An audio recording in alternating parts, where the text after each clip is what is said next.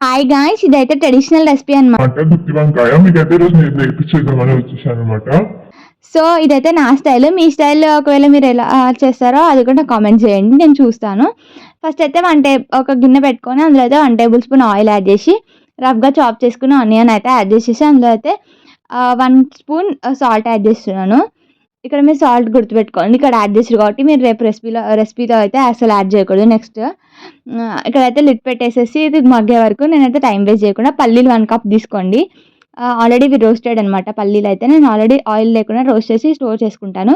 అదే cup half కప్‌తోని నువ్వులు, 1 table spoon jeera and half table spoon మెంతి సీడ్స్. అవి 3 కలిపేసి పెట్టుకున్నాం కదా! వాటిని కూడా మిక్సీలో యాడ్ చేసేసుకోవాలి. నెక్స్ట్ ఆనియన్ అయితే మనకు ఆల్రెడీ మగ్గిపోయింది కదా! అది కూడా తీసేసి ఇందులో యాడ్ చేసేసుకోవాలి. ఇది పౌడర్ లాగా చేసుకున్న తర్వాతకి. నెక్స్ట్ ఇందులోనే కరివేపాకు, పచ్చిమిర్చి అండ్ కొత్తిమీర ఇవి 3 కూడా ఇందులో యాడ్ చేసేసుకోవాలి.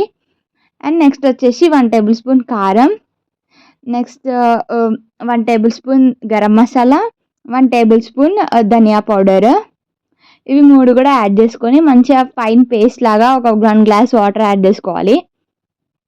నెక్స్ట్ 1 గ్లాస్ వాటర్ యాడ్ చేసుకొని మంచిగా పేస్ట్ చేసిన తర్వాతకి ఒక గిన్నె పెట్టుకొని అందులో ఒక 4-5 టేబుల్ స్పూన్ ఆఫ్ ఆయిల్ పడుతుంది మనకి.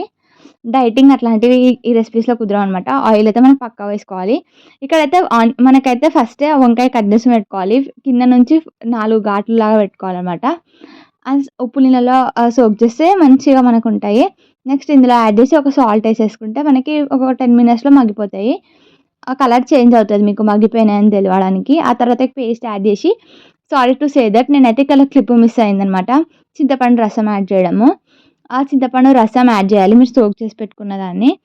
ఆ తర్వాతకి ఆ రసం యాడ్ చేసిన తర్వాతకి ఇంకా రెడీ అయిపోతది. కొత్తిమీరతో గార్నిష్ చేసుకోవడమే. ఓకే. బాయ్.